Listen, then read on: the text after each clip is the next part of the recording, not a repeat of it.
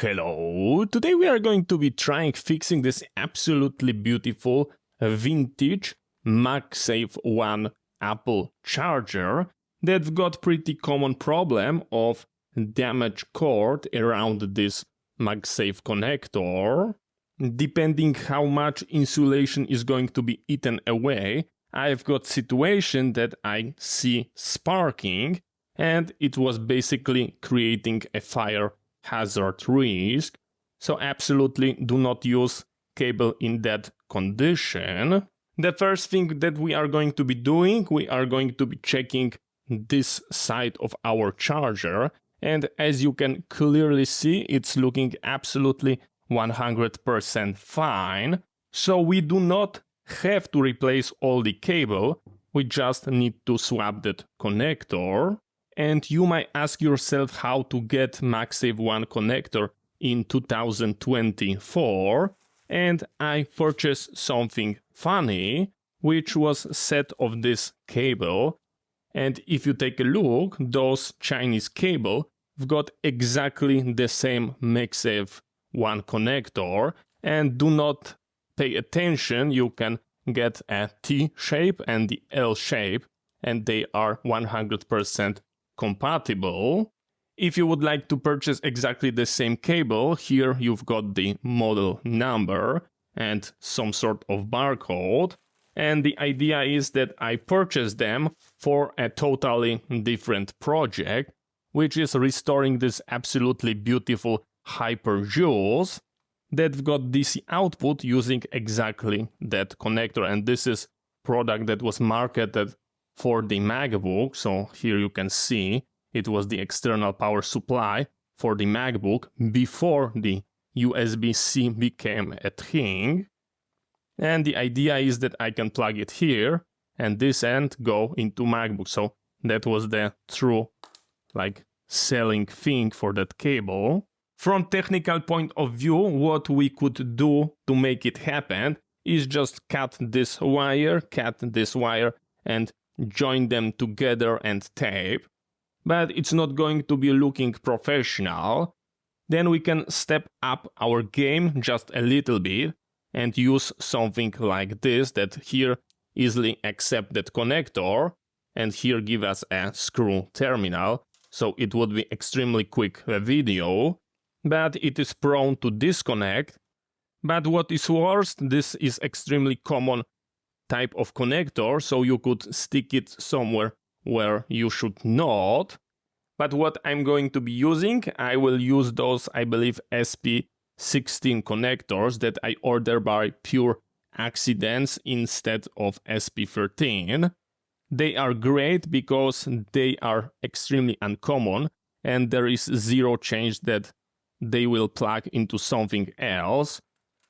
Plus, they will make great connection, so it won't be prone to any disconnect. And they are hold wire very nicely, even if it's going to be a very thin. So it will look beautiful and professional. And this is the scoop for today. Since here we've got a lot of wire and I'm not sure how much times it was bended here, so let's try to cut it a little bit far, and let's try to undo it and see what we've got. I deeply believe the negative is our shield, and in the center we are going to get our positive. So even that here we've got a multiple pins, in reality they are possible to reverse, and we've got just two wires, so you really need a 2-pin connector, and of course you could join them straight, but we would like to have it the professional way. Let's take a look at our center conductor, and this is our beautiful beefy center conductor. We do not have any control wires inside, so this is everything that we need to do, is to nicely solder it. Let's take a look at our Chinese replacement, how their quality looks like. So we are going to be cutting it and stripping it down. And as you can see, they copy exactly the same idea, which is absolutely beautiful, the braiding on the outside. And our center wire. So yeah, to be honest, it doesn't look bad. Now we need to decide which of those connectors is going to be providing power. And the general idea that I like is to use not exposed pins as our power source, so nothing metal touching is not going to be creating short. And if we have a power here, then touching it like this will create a short. Here it is not possible, and if that's not going to be energized, then nothing is going to be happening. So this is going to be taking power, and this is going to be providing. So let's take a look. Here is what we've got. Here is absolutely beautiful gasket. And we need to go. We almost forget it, and I will have to repeat a video and tell you that I'm stupid. But I've done that so many times that I learn. I learn to make sure that we done it first. Okay. Absolutely beautiful so far. And since we are pretending to be professionals, we are going to be using that vise. We will start our play by making sure that we add some solder to this wire. And it's nicely drinking it. So this is absolutely beautiful. This is exactly what we would like to see, to make sure that braid is soaked with solder, and we are going to be trimming it. By design of that plug, we go with something that is being called equal length. So we go like this, and now we need to solder it, and we need to make a decision where is going to be our positive and where is going to be our negative. Let's make pin number 1 positive. So we repeat our process, we let it drink a little bit, and we need to solder it. Just like that. The plug is whole plastic, so we've got absolutely no problem in creating any short. And let's make pin number 4 our negative. So we are going to be repeating our process. Let it drink a little bit. And we can nicely solder it down. Just take a look how beautiful it's presenting. This is a good job. We are going to be repeating exactly the same process with our other side. So first let's undo this and undo that.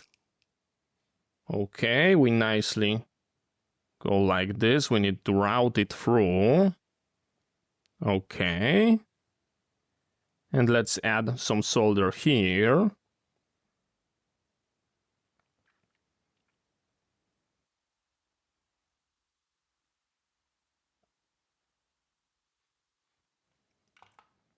Just like that.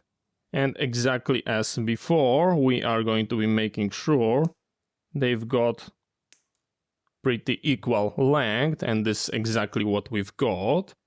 Here we need to make sure that we also have got that components on this side, so we route it here.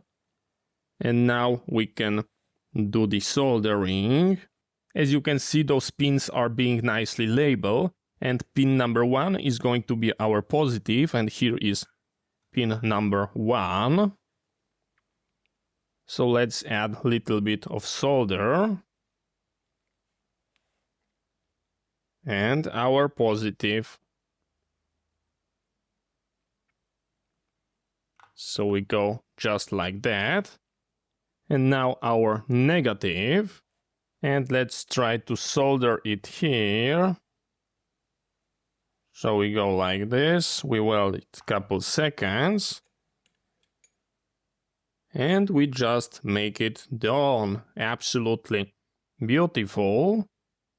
let's take a look how they join together. They are keyed, so only one way will fit. And let's see, negative goes to the negative, the positive goes to the positive. So that's presenting really nice. If that would be used outside, most likely I would add some sort of silicone or glue to make sure that it's going to be nicely protected. But since it is for home use only, then we are going to be skipping that. We are going to be nicely connecting it, and this will make sure that the wire is going to be nicely grabbed and any pulling force will be only grab here. And let's do exactly the same here. We nicely go like this. And we are securing it here. Are keying them, we are screwing, and we've got absolutely beautiful, secure connection. So tell me how it's presenting. Is it looking professional? Just take a look.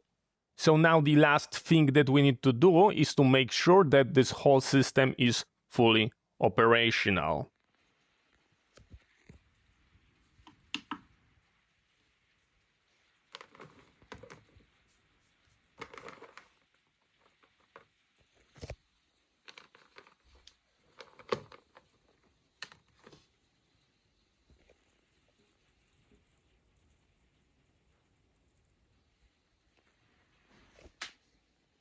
As you were able to see, everything is working absolutely 100% fine, and we managed to save our beautiful Apple charger from going into landfill, and at the same time we didn't crack it open and make it look like a total garbage, because in my personal opinion this looks much better.